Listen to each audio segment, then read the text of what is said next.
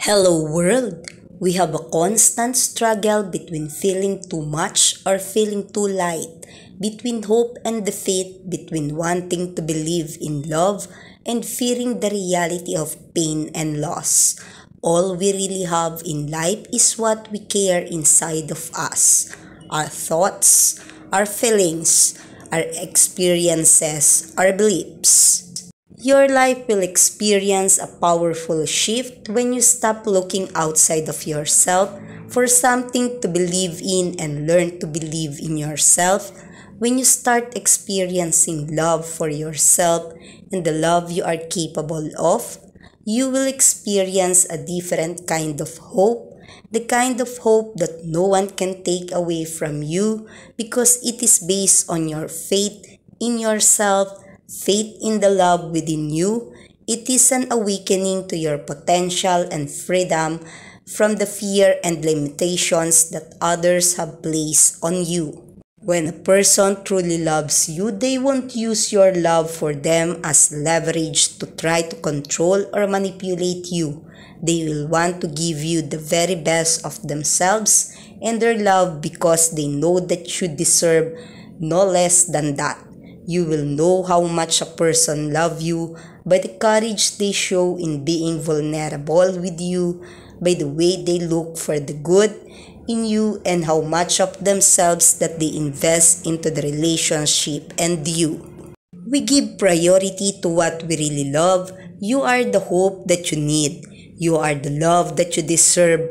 Put faith in your greater self and be the person that you know that you can be. By Joel Clemons. From Hell Energy Drink with the caption of "The goal matters, but it's the journey that defines you. It's up to you what make you of it. Be open, always choose quality, and notice the details." Just like Michele does. These are what make every success story unique. Michele said that details define the journey.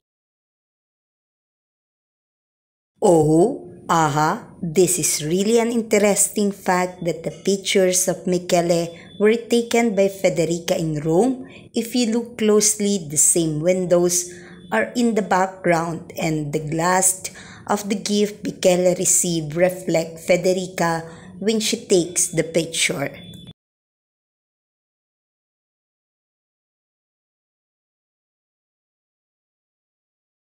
Here is Federica. Look closely.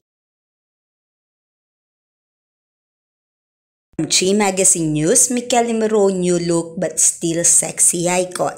Very short hair, a well-groomed bird glasses, a leaner physique, the actor shows himself in a new version. A deep gaze, made even more serious by his glasses.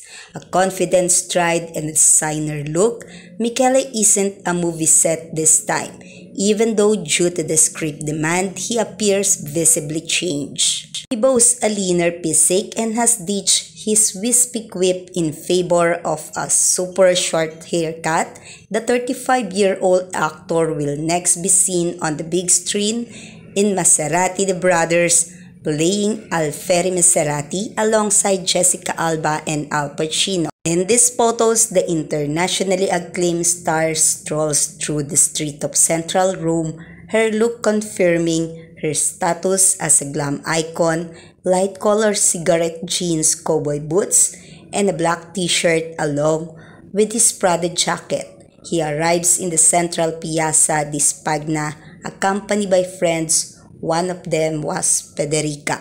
He also took the opportunity to go shopping in the capital, stopping at Dolce & Gabbana boutique, a brand he's very fond of and for which he is a spokesperson. He obviously didn't go unnoticed, and when he bumped into fans in Piazza di Spagna, he was immediately available to take selfies and sign autographs.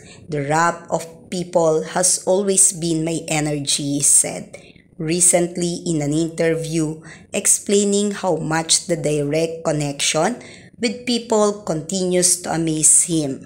In his heart, however, there is no woman for now. There is room only for his son Marcus and Brando, whom he had with his ex-wife, Lebanese designer Ruba Sadeh, and he returned to them as soon as he tenderly shows on social media. Let's all hear this from Michele from his interview at Suhair show in Iraq. Tell us about the dark side of Michele Morone. I will not want to know it. Are you going to tell the truth? Nothing but the truth. On April 18, 2003, he lost his dad. What are you looking for in your partner? Physical appearance, of course. Apparently, Michele loved tattoos. We want you to tell us how many tattoos you have and also tell us the story of each tattoo. I feel tattoos are like, it's like a book. It's my body is like the book of my life, and I write it. I write it down so many, If I have tattoos so many things. This is my first one. This is called Rue, which was a friend of mine that unfortunately passed away when he was like 13 years old. It was a gypsy guy asking for money outside the church, and he one day was just panic, just hit by a car, and he died, and I was like 14 years old when I made this one. Then I have the name of my son Marcus. This is a praise of a part of a song of Marilyn Manson, song which says, everyone will come to my funeral to make sure that I stay dead. This, for example, so many people think that this is a creepy tattoo because of what it's written. But in the same time, I feel it has such a powerful meaning because you like your life so deeply and you do so many things. You discover so many stuff, cultures, people, food, and you become so big in the world that when you are die, everyone has to come to a funeral to make sure that you're really dead. This tree, it's for, it's belong to my sister. I have 3 sisters. This is a phoenix that I made when I was 22 years old. Something I like that.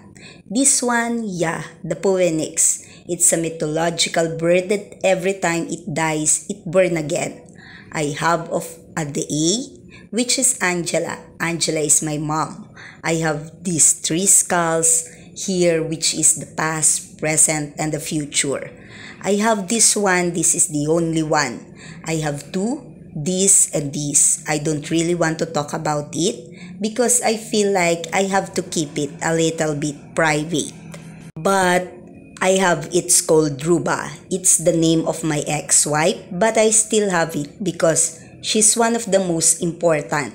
She's a great woman. She's one of the most important women, and she's still in my life because she's the mom of my 2 creatures. My 2 kids.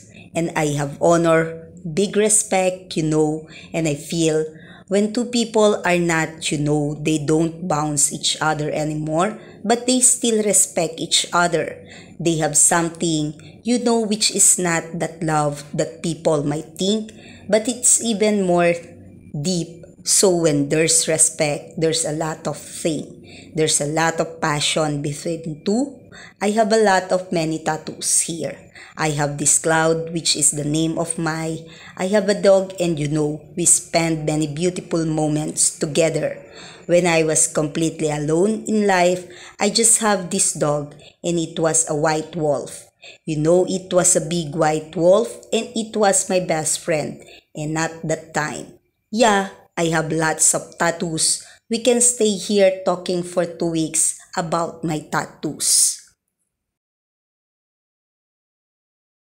Brando, having new playmate.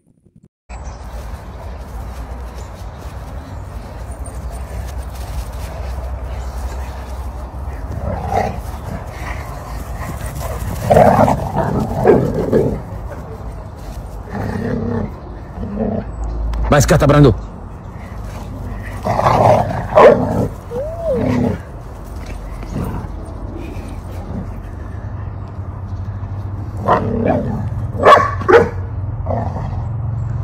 Brando.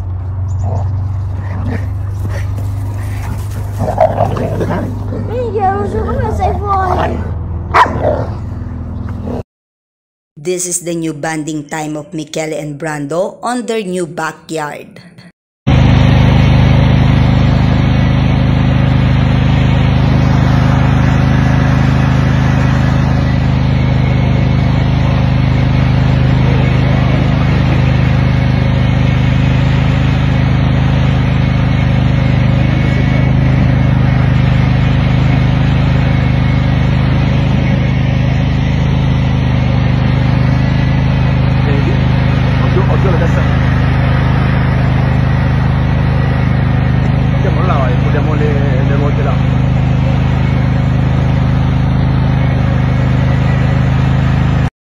Wow, great!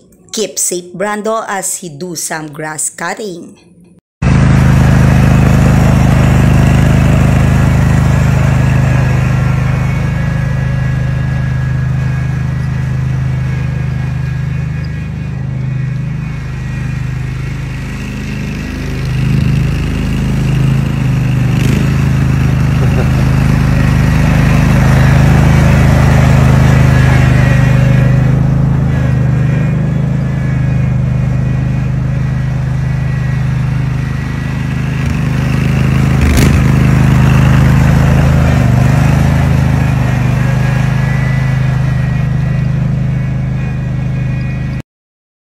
Thank you for watching my video today. Comment your reaction below. Don't forget to click the like button, share this video to others, and please subscribe on my channel.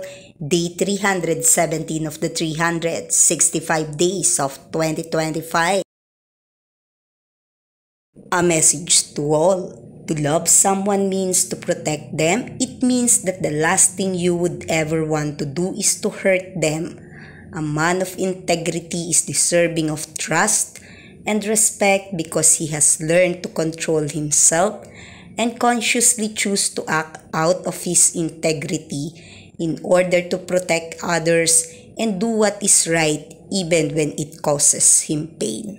Weak men use anger and weaponize fear in order to control others. These types of men are despicable because they are cowards and bullies and try to demand respect through coercion and intimidation. If you can't step up and actually protect your pack, then you don't deserve that position. A man of integrity has worked extremely hard to discipline, control his emotions, and overcome his fears so that he become unbreakable. Stoic and consistent, he has learned to tell himself no to temptation, pressure, and doubt. When a weak man is squeezed, it's his excuses and lies that come out of him. When a man of integrity is squeezed, it's his truth and his faith that comes out of him. A man like this is rare, but it's men like this that we desperately need. A man of integrity is not born that way. He is forged from fire and tested again and again by facing adversity and suffering through it with determination, endurance, and discipline, so that he becomes more powerful than whatever stand in his way. A man of integrity is self-aware and self-actualized. Would you rather be a man of integrity or a man of a million excuses? By Joel Clemons.